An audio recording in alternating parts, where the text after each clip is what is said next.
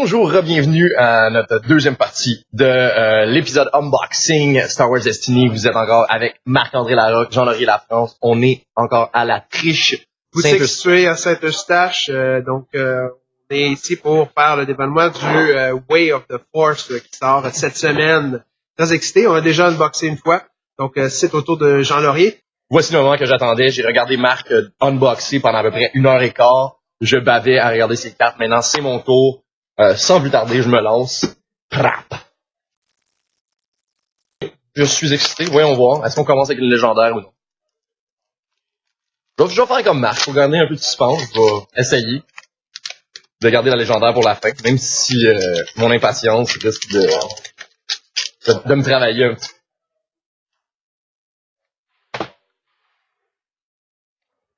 C'est une carte qu'on va jouer avec Grievous. Grievous, ouais. Reprogram, quelque chose que Marc va sûrement vouloir jouer avec Général Afra. Tu veux-tu nous en parler un peu? Oui, ça revient un peu à l'habileté du Dr. Afra, qui consiste à réduire de 1 le prix du prix droïde que vous jouez. Donc en plus, si vous avez cette carte-là, Reprogram qui vous permet de jouer un droïde à coût de -1 et la carte coûte 0. Donc vous pouvez jouer 2 droïdes à -1 ce tour-ci.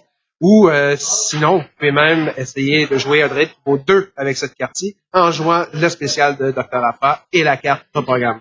Rajoute de la vitesse au droïde, peut-être ce qui est très intéressant. J'ai première carte, le Blaster, moi aussi le Blaster jaune, le même que Marc a gagné dans le premier épisode. Encore une carte intéressante, une rare, arme jaune, c'est rare qu'on voit avec du dégât, avec le spécial qui permet de faire peut-être 4 dégâts total s'il n'y a pas de dés dans le pool encore. Quelque chose qui peut être très intéressant. On étire la partie, puis on attend le bon moment pour tirer avec son spécial. Sinon, une phase de 2, une phase de +3, quand même pas.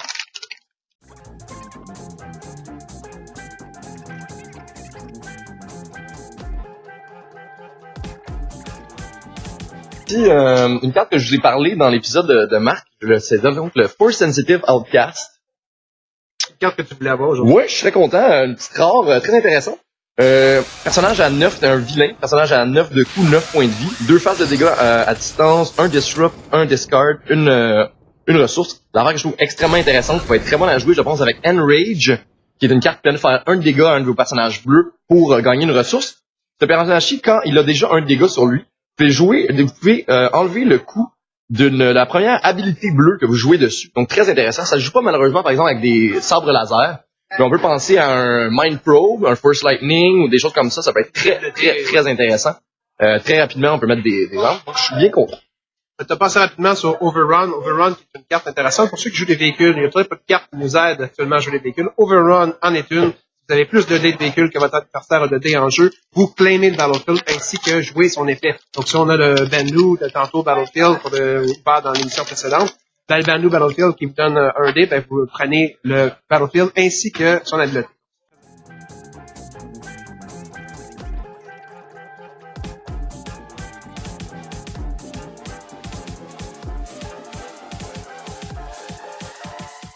Donc, le Streetwise de tantôt, le Streetwise est intéressant parce qu'il permet c'est un support. Donc, vous le laissez toujours de côté et vous l'activez à chaque tour et ça coûte seulement 1 et c'est une carte neutre. Donc, à chaque tour, vous pouvez l'activer pour réduire de 1 un événement que vous avez en main jaune. Donc, les événements coûtent moins cher. Si vous avez des événements qui coûtent 3 normalement, que vous prenez du temps à jouer, ben là, avec Streetwise, ça vous permet un peu comme un Binds All Things, je trouve, version jaune événement. Ça pourrait être très intéressant si on joue un deck de Palpatine, Palpatine qui réduit le coût des événements, aussi avec un personnage jaune. Ça peut être très intéressant, on pourrait jouer des événements. Ah oui, je vois des cartes. Le Hyperspace Jump, etc. Ouais, pas cher. Ma carte, ma rare, le Executioner's Axe. Marc a pogné le Executioner lui-même dans son paquet. Donc, la même habileté pour l'upgrade, c'est-à-dire après que votre personnage adverse soit mort, donc défait, vous pouvez rebrasser ce dé-là dans votre pool dice. La même habileté que l'exécutionnaire lui-même. Donc, si vous avez les deux ensemble, vous rebrassez finalement pas redeploy, mais réactivation complètement de votre personnage ainsi que son arme.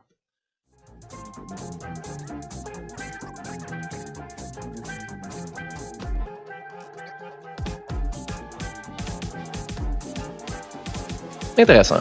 Encore un dice removal à 1. Jabba numéro 2. Marc en 1, j'en ai un. Peut-être qu'on va trader pour qu'on puisse jouer Elite, ouais.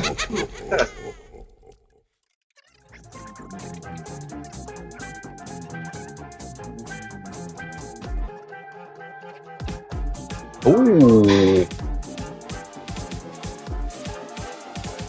Way of the Force. Jouer cette carte, cette habileté. Donc, jouer cette habileté upgrade sur un personnage bleu seulement. Et ce personnage peut devenir élite pour seulement 3 de ressources. Donc, Donc, un dé de plus pour 3 de ressources. Très intéressant si on a un deck qui peut faire beaucoup de ressources. je pense que c'est le genre de carte que j'aimerais jouer avec Dark Vador, qui joue avec quelqu'un qui est à 10 parce qu'il ne peut pas se permettre de jouer en élite. Mais grâce aux 3 de ressources, plus tard dans la partie, il devient élite avec Vador. Donc, ça crée des decks de 23, 24 de coups. De plus que, de plus. Ah ouais. Ça va être, au lieu d'être du 30 contre 30, ça peut être du 38. 38 que je verrais peut-être 39 contre du 30. Pogné un Gungan Warrior. Je suis très content. Je vais définitivement monter un deck de Gungan. Je trouve que c'est super cool un peu d'essayer de rendre les phases vierges moins frustrantes. Donc, on fait des dégâts indirects avec Bossnas, avec Jar Jar Binks. J'ai déjà monté le deck avec les spoilers. J'ai hâte de le jouer. Gungan Warrior, numéro 1.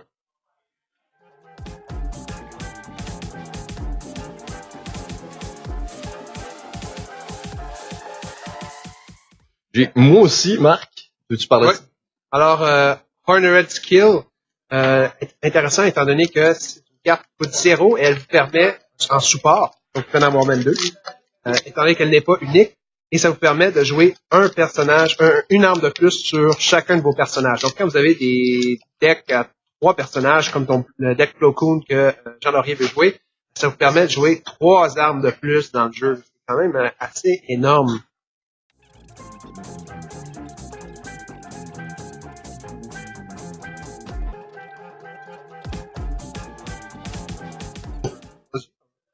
Hostile Takeover, très intéressant, justement, encore une fois, à jouer peut-être avec Rex, quelque chose qui vous permet de contrôler le battlefield.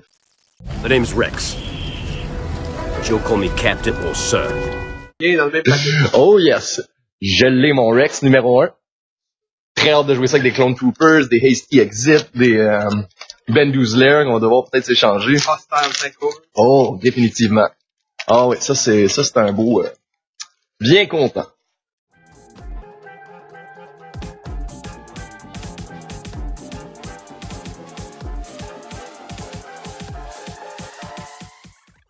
Vous prenez le commandement, Amiral Kirk. Merci, Seigneur. Pirmus Piet.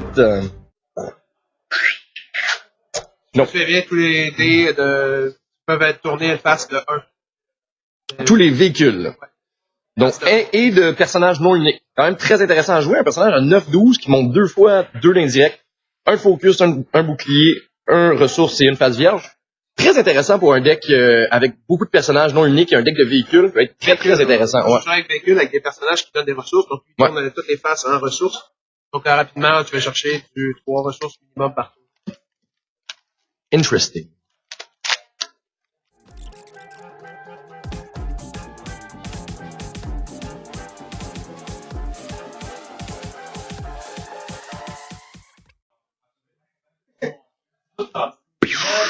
J'ai l'Executioner et sa hache maintenant. Intéressant quand même à jouer. Encore une fois, personnage à 8. 8 de vie, 3 phases de dégâts. Très intéressant. Personnage non unique. Très très cool. Je suis extrêmement content de l'avoir ici. First Stage, je l'avais mis dans mon deck Gungan que j'ai construit. Très intéressant. Circonstanciel, mais en début de tour, peut être très très très intéressant en début de partie. Permet de guérir 2 points de vie pour 1 ou 4 si c'est le premier round de la game. C'est rare qu'au premier tour, on fait 4 de dommages. C'est bon, c'est possible. Mais c'est tout à fait possible en fin de tour, quand t'as fait tes premiers dégâts. Très intéressant. En fin de tour, faut que tu gardes quand même une ressource. Ouais. Mets 2 de healing pour... ça ressemble à le First Aid. Exactement. C'est vraiment ça. 1 pour 2 de healing, sauf que là, ça te permet en plus d'avoir 4.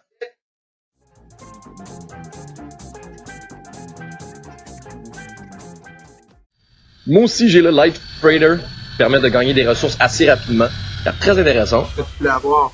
Ouais, pour un deck Bib Fortuna Hondo Onaka. Une chance sur 2 d'avoir ton special, qui est de placer 2 ressources sur le vaisseau, ou sinon de prendre les ressources que tu as déposées sur le vaisseau. Encore une fois, quelque chose que je suggérais de jouer avec des cartes qui permettent de faire les spéciales. Spécial Conning, exemple.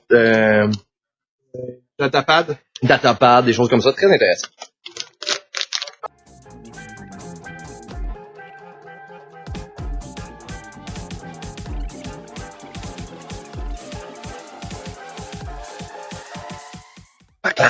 Un autre rare. Une seule légendaire pour l'instant. Underhand Tactics. Intéressant. Pour j'aime le art.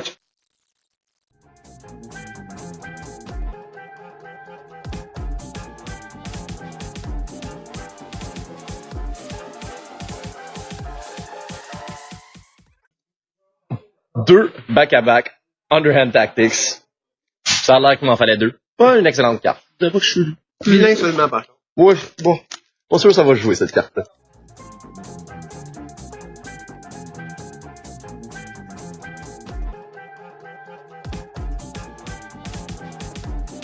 Blockade, j'aime bien Blockade. Ouais, intéressant. J'aime bien Blockade. Puis après le setup phase, donc au début, avant de commencer la partie, vous forcez votre opposant, votre adversaire à avoir une ressource de moins. Donc, vous pouvez commencer au premier tour avec deux, commencer avec un. Moi, je vais le jouer avec Newt, probablement parce que Newt enlève un, mais seulement à partir du deuxième tour, parce qu'il n'est pas dans la phase de setup. Alors que si vous avez Blockade, coûte 3 par contre. Parce que 3 vaut la peine de retirer un seul de ressources. En début de tour, par exemple, ça fait mal. Faut comprendre que on a l'habitude de commencer avec 2 de ressources. Nos paquets de cartes vont être construits avec ça. Donc, on a souvent des upgrades à 2, on en a très peu à 1. Ça rend le premier tour très difficile pour l'adversaire. Spécialement avec, comme tu dis, Newt après. Je pense que ça pourrait être très, très déplaisant de jouer contre ça. À essayer. Resistance Craft Speeder. Qu'on voit dedans le film Last Jedi. Ouais, une scène que j'avais trouvée très belle visuellement. Une carte intéressante avec 3 phases de dégâts, 2 de dommages à distance, 2 de dommages indirects, 1 bouclier, une ressource. Avant de résoudre le dé, si ce support n'a pas de dommage, vous pouvez mettre un dommage dessus pour augmenter la valeur de 1 du dé. Ça peut être intéressant avec Rose, quand on peut enlever les dégâts sur les cartes. Ça peut être quand même intéressant dans un deck de véhicules héros, les cartes héros. Une chance sur 3 de perdre, une chance sur 2 de perdre du dommage, une chance sur 3 de perdre du dommage direct. Mm-hmm. Donc, oui, assez intéressant, surtout si on commence à faire 2, 3 de dommages direct. Et qu'on peut à chaque fois en plus, avant de résoudre le dé, si on a réussi à enlever les ressources, à faire plus 1 en plus à chaque fois sur le dé. Ça peut être très intéressant. Oui, j'aime bien.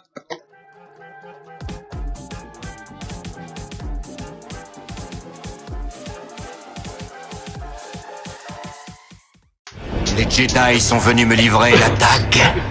La Dagger of Mortis, moi aussi je l'ai eu, une carte que j'apprécie énormément. Carte je pense qui va être vraiment convoitée. Encore une fois, ce qu'on disait, ce qui est intéressant de cette carte-là, c'est que c'est redéployed.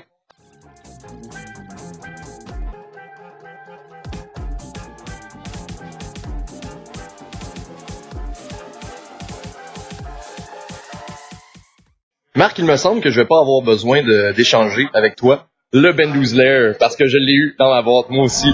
Le premier Battlefield qui permet de rouler un dé en jeu. Très intéressant. Encore une fois, comme Marc disait dans son épisode unboxing, ça change un peu le jeu, je trouve. Quelque chose de très cool. Carte qui me semble être assez répandue pour l'instant en 2 boosters. On a déjà 2 fois, 3 fois, puis peut-être même une 4e, dépendamment de ce qui reste dans la boîte déjà remplie. Donc, peut-être fun, mais assez répandu.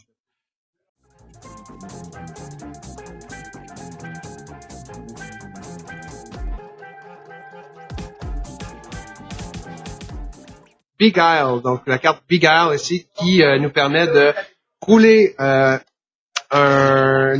dé adverse de ton adversaire. Après que tu l'aies reroulé, tu peux tourner un autre dé ou ce dé-là de votre adversaire à n'importe quel côté. Et finalement, tu peux retirer un dé de votre adversaire, un dé de votre adversaire. Donc, intéressant. Dans le fond, vous pouvez modifier jusqu'à 3 dés adversaires. Vous pouvez faire rouler un dé, vous pouvez modifier la face d'un dé et vous pouvez retirer un 3e dé. Pour 2 de ressources, intéressant, différent, intéressant. Carte bleue. Ça, je suis quand même bien content. Je vais espérer pogner son personnage. C'est le Fifth Brothers Lightsaber, qui est vraiment, ça aussi, je crois qu'il va être une arme très, très intéressante. Mon 3e légendaire. Quand l'upgrade est sur le Fifth Brother, vous pouvez résoudre ce dé montrant un modifier, comme s'il n'y en avait pas. Donc, on a déjà un +1, +2, +3. C'est comme s'il n'y en avait pas. Et après avoir résolu le dé, vous pouvez faire un dommage à un personnage. Donc, très, très puissant. Spécialement sur Fifth Brother, que je vais espérer piger à l'instant.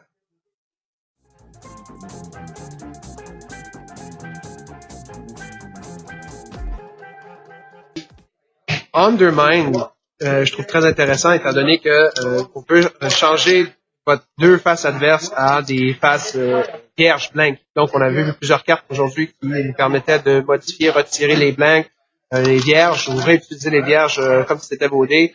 Donc, pour les decks qui utilisent du blanc, encore une fois, une carte de prédilection selon moi à utiliser absolument pour seulement changer 2 dés en blanc. Très intéressant. Je suis pilote, tu sais. Et mon nom J'ai est moi aussi pogné Anakin. le jeune Anakin. Définitivement que je vais faire un deck avec ça bientôt, un mill deck héros. Peut-être même avec Padmé. Padmé et jeune Anakin, c'est quand même concept très intéressant. Je suis très content d'avoir eu cette carte-là. Vraiment, c'est rare qu'on voit une carte avec 3 faces de ressources.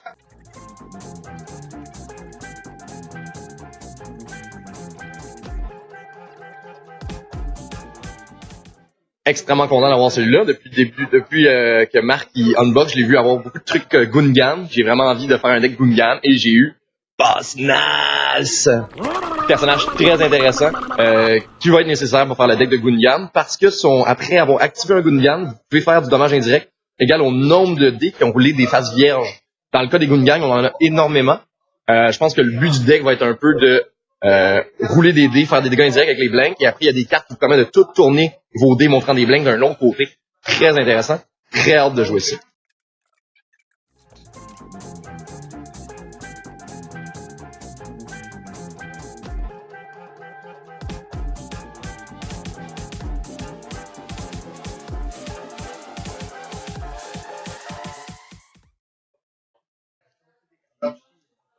Ah, moi aussi j'ai mon Starfighter de Plo Koon. Il me reste juste à le piger lui en particulier pour que mon deck soit quand même complet. Quand même intéressant le Starfighter. Intéressant aussi, tu sais, Warrior of Force, il rajoute quelques cartes, mais on va quand même pouvoir encore construire des decks beaucoup avec les cartes qu'on a avant. Ça change un peu la game, mais pas un niveau trop... on espère que ça va pas trop débalancer le... Ce que j'aime, c'est quand on va vouloir jouer pas du Infinity, mais du standard. Non, du standard, c'est tout. Ouais, trilogie. La trilogie. Ce que j'aime beaucoup de Way of the Force, c'est que quand on veut jouer trilogie, ben là, on va pouvoir enfin avoir un peu plus d'options qui s'offrent à nous avec l'arrivée de celui-ci. Encore plus avec l'arrivée du prochain cet automne. On parle du dernier trimestre de l'année, si j'ai bien compris. Mais je pense pas qu'il y a tant de gens qui jouent trilogie, par exemple. Ça va peut-être changer avec celui-ci. Qui sait? Oui. Espérons.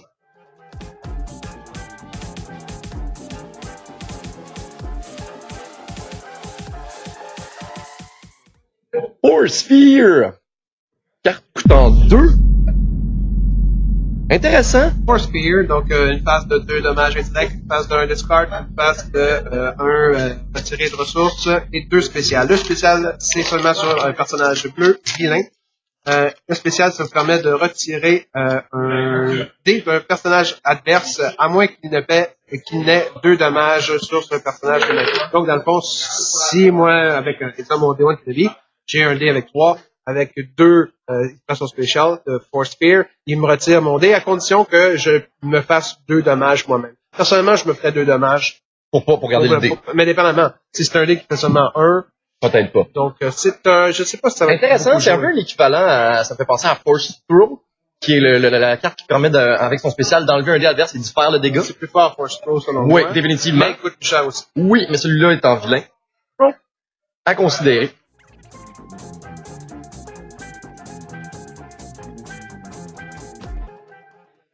Mon deuxième. Je sais pas si je peux en jouer 2, mais bon. Quand même intéressant. On va pas se plaindre.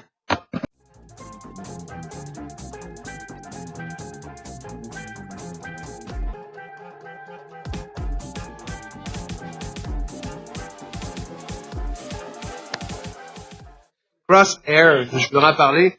On parlait des dice removal ou des retraits des dés dans notre spécial de l'émission précédente.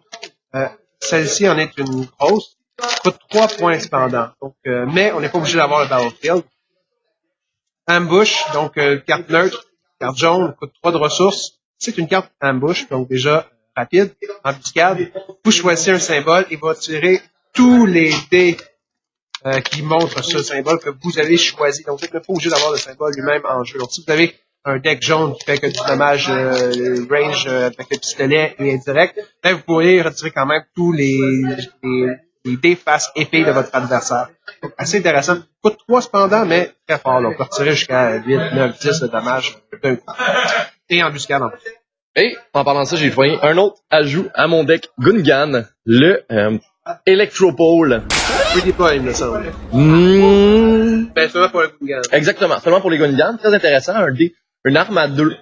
2 faces de dégâts, pas l'affaire la meilleure, mais le redeploy le rend très intéressant. Avec un 2 disrupt aussi quand même. Je me que le deck de Red V1 n'a pas encore... Il y a des armes redeploy, mais pas spécifiquement pour les V1, tandis que Gungan, on aura une carte 2 facture. Même s'ils sont faibles, les Gungan, ça vaut la peine de le mettre en 2 parce que tu sais que ça va aller à un autre Gungan par la suite, donc il n'est pas perdu. Et qu'on en a déjà 4 en jeu, donc finalement, l'arme est redeploy pour le reste de la partie sur 4 personnages. Très intéressant.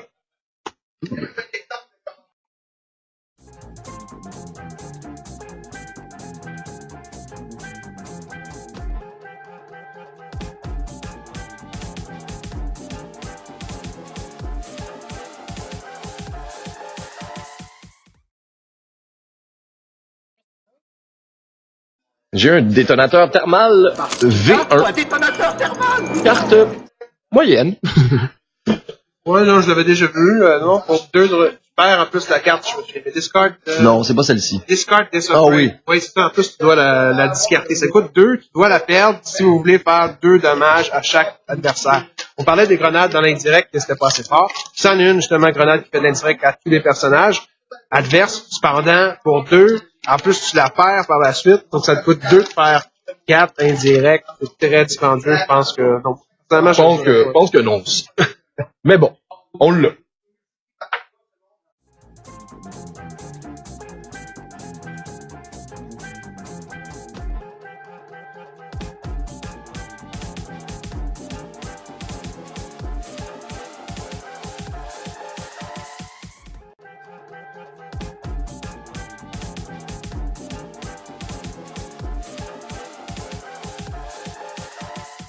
Zéro. Dans la carte que je peux avoir. Tu nous en parles? Oui, carte qui fonctionne très bien si vous lisez les bandes dessinées de Marvel, Star Wars, Disney. Il y a la série de Dr. Aphra qui se jume aussi, le livre Dr. Aphra qui se jume aussi avec la série La péripétie de Dark Vador, les premières éditions. Et on voit le personnage Dr. Aphra pour la première fois qui libère des chips dans la tête de droïde pour créer le droïde tueur protocolaire, semble-t-il en première vue, mais c'est un tueur qui a plusieurs outils sur lui pour de torture, qui est le 000 avec son acolyte Astromech ici. Son nom m'échappe, c'est BT1. BT1, je crois, ouais.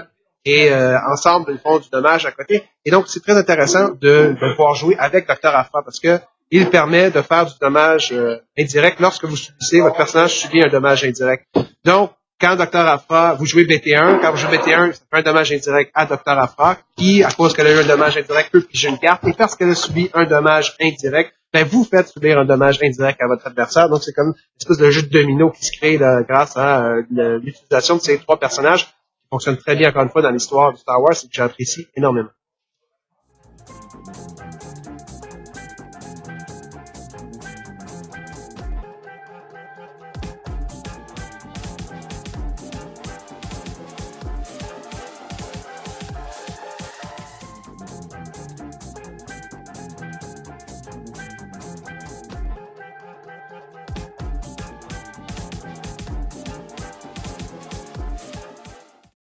Un deuxième Resistant Craft Speeder. Je me rends compte que j'aurais vraiment dû prendre ta boîte. Non.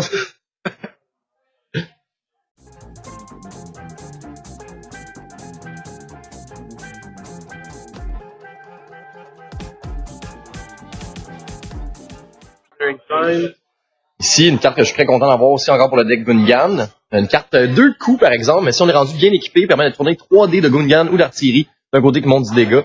Ça peut être très fort quand on a déjà roulé beaucoup de blanks. On a déjà fait des dégâts indirects. Et après, on... Tu as besoin de faire du blank, des vierges, puis en plus, cette carte-là, ça te permet de réutiliser tes dés. À 2 de coups, par exemple, peut-être que j'aurais préféré à 1, mais bon. On se permet. Jedi Sentinel, le personnage héros fort quand même. Je l'aime bien. Très intéressant. 10 pour 10. Les faces sont intéressantes. 1, 2, ça coûte 1 face pour avoir le bouclier, une face pour avoir une ressource et son spécial. Après le setup, tu donnes un shield à un personnage au choix. Et en plus, à la fin, le spécial lui permet de faire 2 dommages à un personnage, 3 dommages à la place si ce personnage a eu 3 ou plus de boucliers. Je veux quoi? Dumlock, encore une fois, carte qui va m'aider à jouer les Gungans. Très cool. Permet de spot un personnage jaune ou un Gungan pour rerouler 5 dés et faire des dégâts indirects au nombre de blanks qu'on a roulé encore une fois. Donc, Carte que tu veux avoir. oui, définitivement. Mais tu dois jouer seulement si tu mets Jar Jar Binks qui est jaune. Oui, Parce que les autres sont rouges. Ouais, mais bien sûr, on va jouer parce que Jar Jar Binks permet de rerouler tous les dés qui ne montent pas sur cette face-là. Jar Jar Binks, le seul Gungan qui a qu'une seule face de vierge sur le dé. Ce qui facilite à rerouler les dés qui sont pas blancs.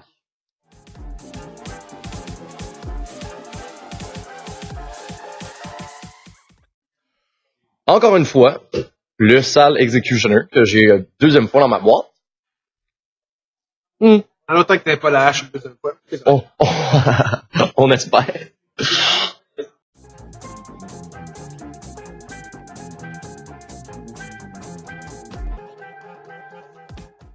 We of the Dark. We of the Dark, une carte que je trouve très intéressante, surtout pour jouer avec, par exemple, un Palpatine. Palpatine qui va être mort, va peut-être me rester juste un bib en jeu, mais je permets de rerouler en jeu le dé de Palpatine et de refaire son effet. Donc, on peut faire un 3 de dégâts plus un 2 indirect, même quand il est mort. Très, très intéressant.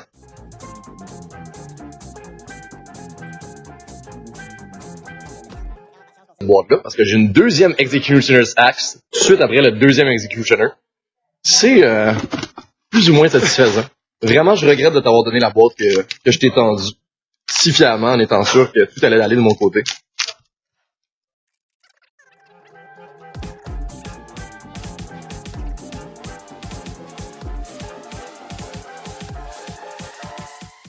Pour un deck ambush, ça va de même. Donc, le Narrow Escape, une carte, encore une fois, pour la défensive. Si vous n'avez plus de cartes en main, vous pouvez retirer un dé adverse pour 0. Donc, c'est assez rare de retirer des dés pour 0. C'est une opportunité de le faire. Par contre, une carte héros seulement, jaune. Et il faut vraiment attendre la fin de sa main, là. Donc, pour pouvoir faire 7 dés. Mais pour 0, si on calcule notre coût et tout, je trouve ça très intéressant. Le côté obscur reprend ses droits. Ah, Snoke! Ma troisième légendaire. Quatrième légendaire. Snoke, on en a parlé dans l'épisode de Unboxing à Marc, on va pas en reparler. Très content. Snoke!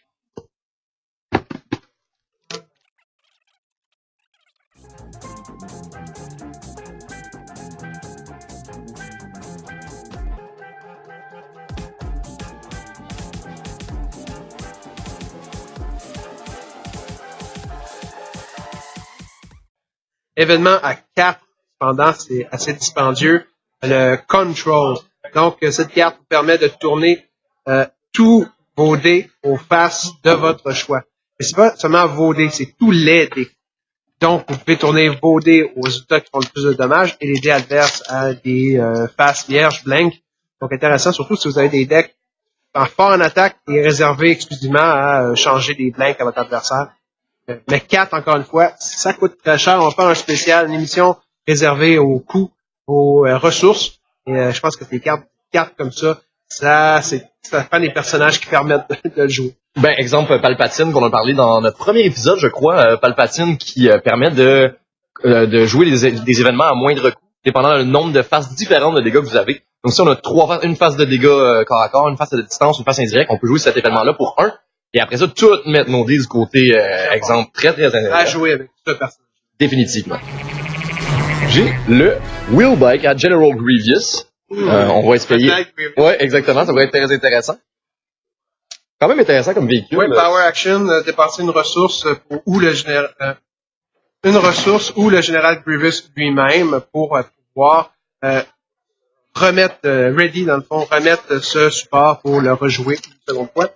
Donc, le dé est assez intéressant. 1 dommage à distance, une face 2 dommages corps à corps, une face plus 3 dommages corps à corps, une face disrupt et une face discarter une carte à la main de votre adversaire. Et le dernier, bien sûr, le fameux vierge, le blank. Et c'est une carte unique cependant vilain, donc vous ne pouvez pas la jouer 2 fois, seulement une fois, même si vous l'avez 2 fois dans votre paquet.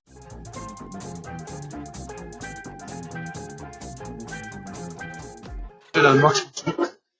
Clandestine Operation. Je vois 2 bantos par là, mais il y a... Attendez une seconde. Ah oui, ce sont les hommes des sables, j'en vois un. Macro Binoculars. Hey, je l'ai eu 2 fois, moi. Bon, moi, je l'ai eu qu'une fois, mais tout l'Executioner, par exemple, je l'ai eu en masse. Je préfère le Executioner que Ouais. le Micro Binoculars, qui a quand même 2 faces.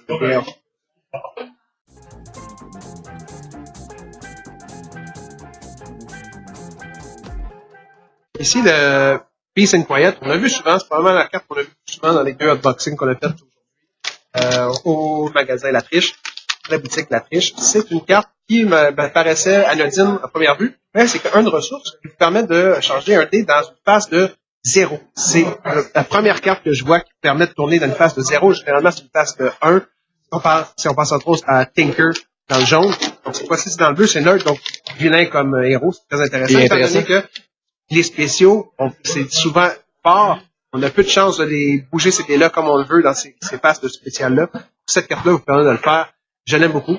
Je l'avais pas réalisé au début, mais je crois qu'on peut l'avoir souvent à cause des spéciaux des cartes. Un deuxième Force Sphere pour moi. Encore une fois, carte correcte. Je pense pas que ça va être une grosse carte extrêmement compétitive. Qu'on va peut-être jouer, par exemple, pour enlever des dés, quand même intéressant, forcer l'adversaire à enlever des dés.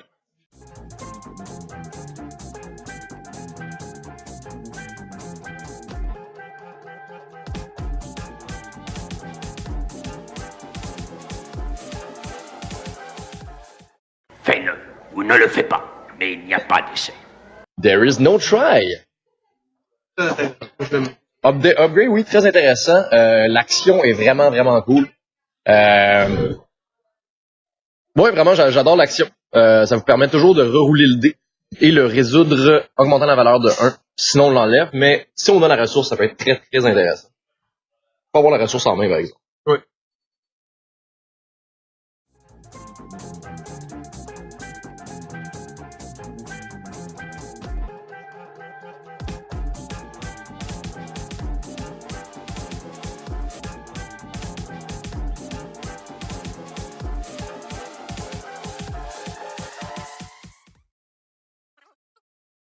Quand même très intéressant, ça. Quand même spécifique aussi. Il faut jouer avec des personnages qui sont quand même à une valeur élevée. Mais on permet d'enlever tous les dés d'un personnage. Très bon à jouer avec des personnages qui montent beaucoup de phases de dégâts très rapidement. Quand même 2 coups, par exemple. Donc, mais il faut que ces personnages-là aient 15 plus points.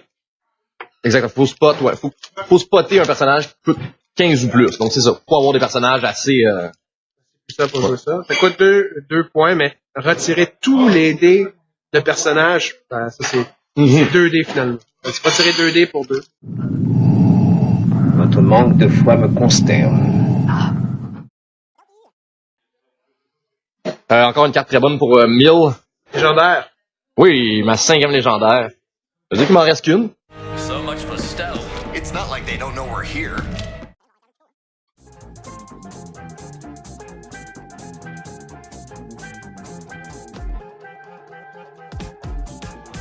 Procedure. Mon deuxième 000.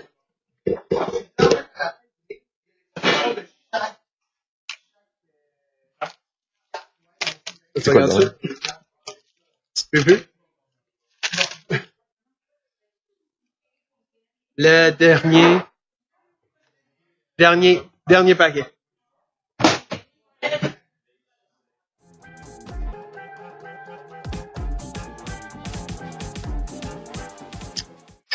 Extrêmement intéressant comme carte, ça, je trouve. C'est vraiment, ça donne beaucoup de liberté.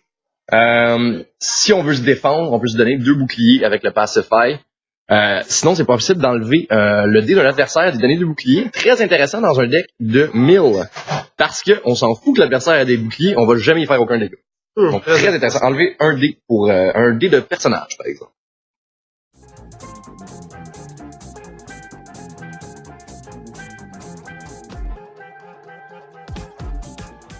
Oh, Boss Nass, numéro 2. C'est pas une légendaire, donc je pense que je n'ai eu que 5 légendaires, si je me trompe pas dans ça. On va peut-être te sauter. Penses-tu?